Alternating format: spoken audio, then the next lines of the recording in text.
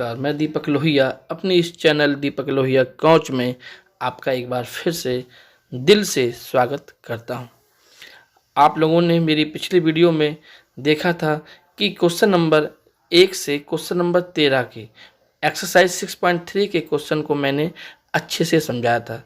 देखिए, आज के इस वीडियो में आप लोग क्वेश्चन नंबर 14 से क्वेश्चन नंबर 16 तक के सॉल्यूशन को समझेंगे और साथ में ही इसी एक्सरसाइज के एग्जाम्पल नंबर 6 को भी अच्छे से सीख पाएंगे।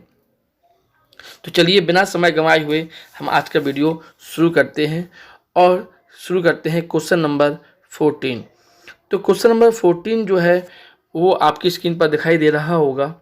क्वेश्चन नंबर 14 में लिखा हुआ है, एक त्रिभुज ABC की भुजाएं AB और AC तथा माध्यिका AD एक अन्य त्रिभुज की भुजाओं PQ और PR तथा PM के क्रमशः समानुपाती है। तो दर्शाइए कि त्रिभुज ABC और त्रिभुज PQR समरूप होगा।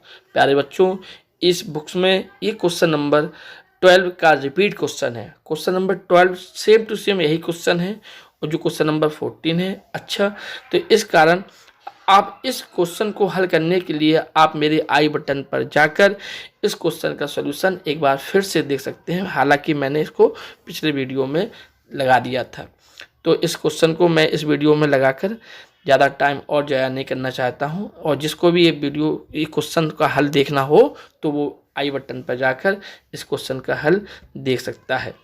अब मैं चल रहा हूं क्वेश्चन नंबर 15 की ओर, 15 की ओर।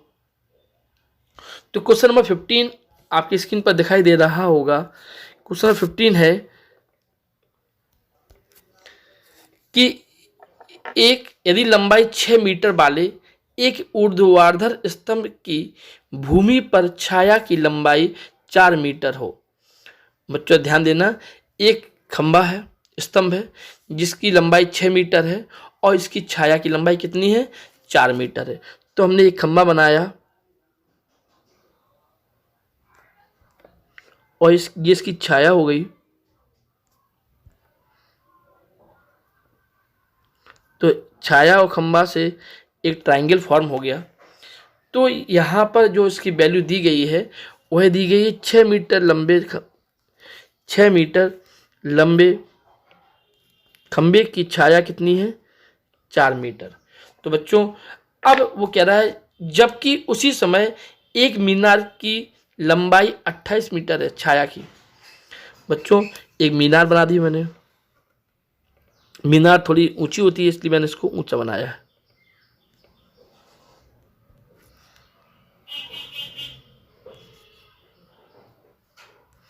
तो ये एक मीनार बन गई है। इस मीनार का नाम मैं दे रहा हूं, ये P है, ये Q है और ये R है। यहाँ पर A, B और C। बच्चों इसमें लिखिए छाया की लंबाई 28 मीटर है। 28 मीटर है तो हमें मीनार की लंबाई निकालनी है। प्यारे बच्चों, आप जानते होंगे कि जो मीनार और स्तंभ है ये दोनों ही 90 अंश पर खड़े होते हैं, तो इनका एक कोण तो ये दोनों समान हो गए। तो देखते हैं त्रिभुज ABC तथा त्रिभुज PQR, हम इन दो त्रिभुज में इसको लेके देख रहे हैं क्या क्या इसमें इक्वल है। तो आप देखेंगे कि इन ट्रायंगल्स में एंगल A की वैल्यू एंगल P के इक्वल है। क्यों है? क्योंकि ईच 90 डिग्री, क्योंकि प्रत्येक जो है इसमें 90 डिग्री का है। अब बच्चों जरा ध्यान दें, इसमें लिखा हुआ है कि उसी समय का अर्थ होता है कि सेम एग्जैक्ट उसी टाइम पर ये दोनों ऑब्जर्वेशन किए जा रहे हैं। तो उसी टाइम पर जो उन्नयन कोण होगा दोनों के लिए वह कैसा होगा? सेम होगा। तो यहाँ पर ट्रायंगल में एंगल C की वैल्यू जो होगी वह एंगल R के इक्वल होगी, क्योंकि क्या है? सेम टाइम है। उसी समय में क्या होता है? सूर्य का उन्नयन कोण जो होता है वह सेम होता है, इक्वल होता है। आप देख सकते हैं इन दो ट्रायंगल्स में दो एंगल इक्वल आ चुके हैं। तो अतः ये त्रिभुज ABC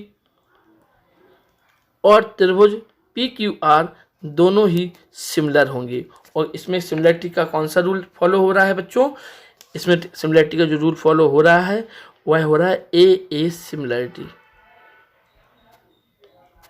ओके बच्चों, तो अब सिमिलर ट्राइंगल हो गए। तो आप जानते हैं थेल्स प्रमेय के अकॉर्डिंग दो सिमिलर ट्राइंगल में करस्पॉन्डिंग साइड्स का रेशियो इक्वल होता है, उनकी संगत भुजाओं का अनुपात समान होता है। तो पी क्यू और पी क्यू के संगत भुजा है A B equal to P R upon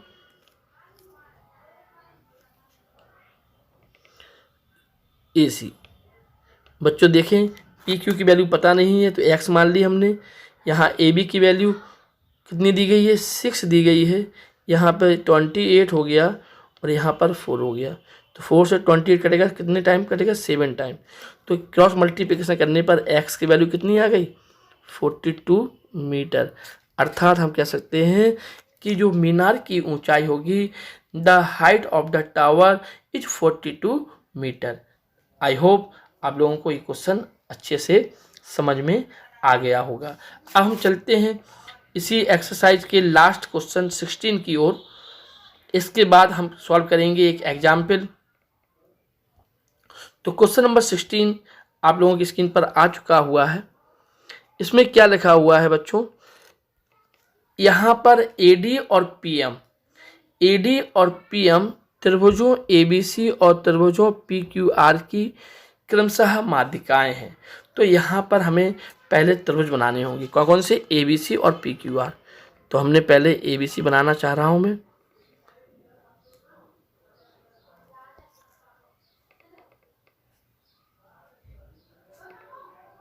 तो एक त्रिभुज एबीसी हो गया ये, और एक त्रिभुज ये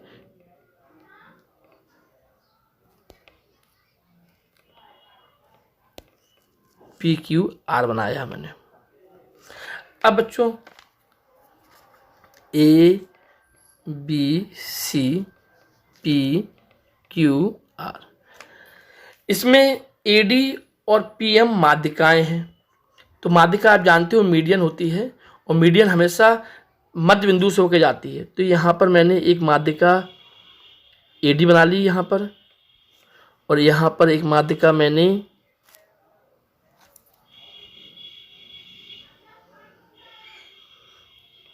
पी एम बना ली।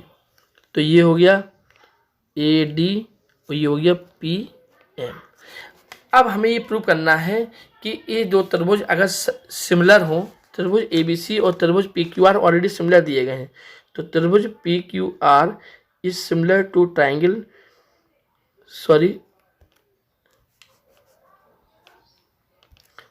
त्रिभुज A B C is similar to त्रिभुज पी क्यू आर, ये दिए गए हैं। अब हमें इस सिमिलरिटी की सहायता से ये प्रूव करना है कि A B upon P Q की वैल्यू जो है वह A D upon P M के इक्वल है। बच्चों ध्यान देना, ये भविष्य में एक क्वेश्चन के रूप में आ सकता है, एक थ्योरम के रूप में आ सकता है। ये क्वेश्चन क्या होगा ये आप लोग ज़रा गौर से सुन लेना, और हो सके तो इसको नोट भी कर लेना कि ये क्या प्रमेय है। कि दो सिद्ध, पेपर में ये आ सकता है, सिद्ध कीजिए कि दो समरूप त्रिभुजों में उनकी संगत भुजाओं का अनुपात उनकी माध्यिकाओं के अनुपात के बराबर होता है। In two similar triangle the ratio of corresponding sides are equal their median ratio. मतलब उनकी माध्यिकाओं का जो अनुपात होगा वह उनकी संगत भुजाओं के अनुपात के बराबर होगा। ऐसा भी पेपर में एक क्वेश्चन आ सकता है, पर अभी तो केवल हमें एक भुजा और माध्यिकाओं का अनुपात इक्वल करना है। बच्चों आप जानते हैं त्रिभुज एबीसी और त्रिभुज पीक्यूआर सिमिलर है। इसका अर्थ क्या होगा कि एसी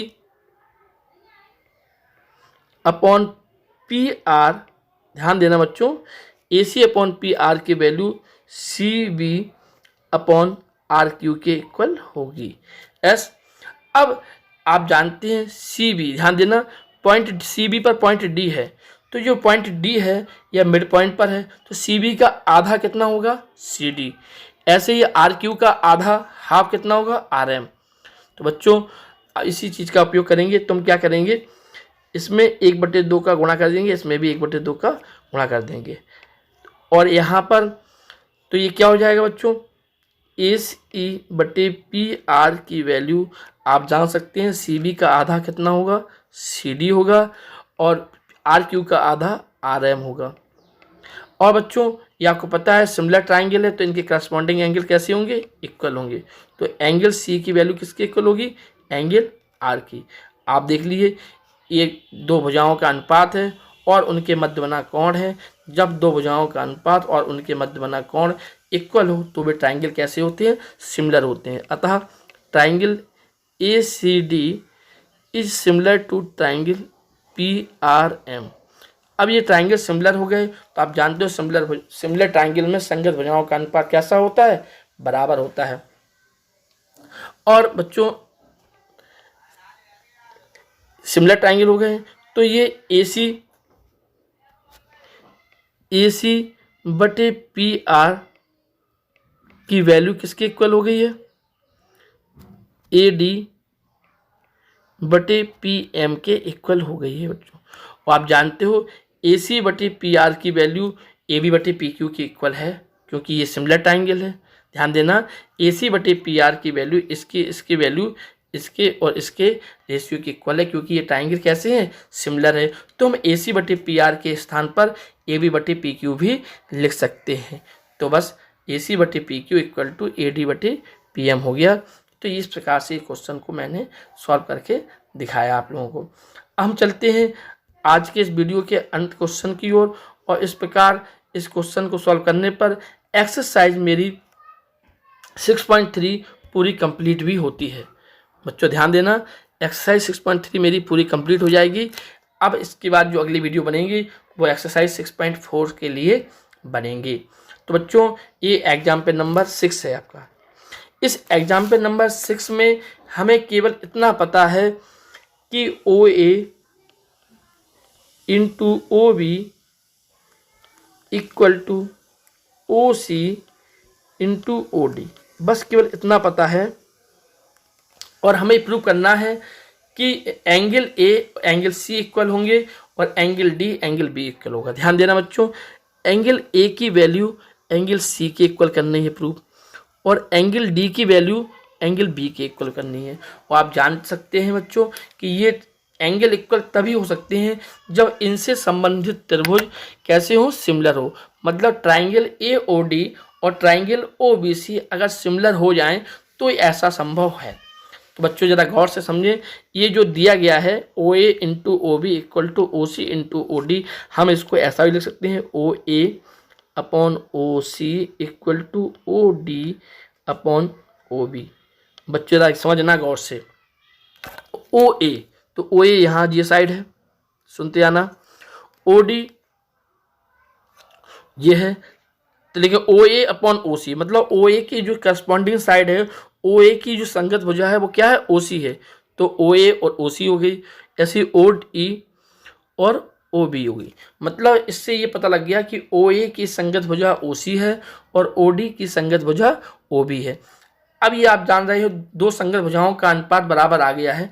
अगर इनके मध्य बना कोण भी इक्वल हो जाए तो काम बन जाए। आप देख सकते हैं इसमें ये वाला एंगल और ये वाला एंगल, एंगल AOD और एंगल BOC ये दोनों इक्वल हैं। क्यों है इक्वल, क्योंकि ये शीर्षाभिमुख कोण हैं, अपोजिट वर्टिकली एंगल हैं।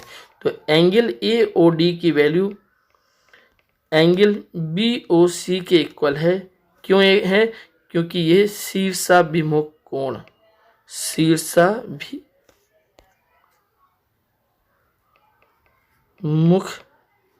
कोण है। और जब आप जानते हैं कि अगर दो भुजाओं का अनुपात और उनके मध्य बने कोण इक्वल हो तो वो त्रिभुज कैसे होते हैं, सिमिलर होते हैं।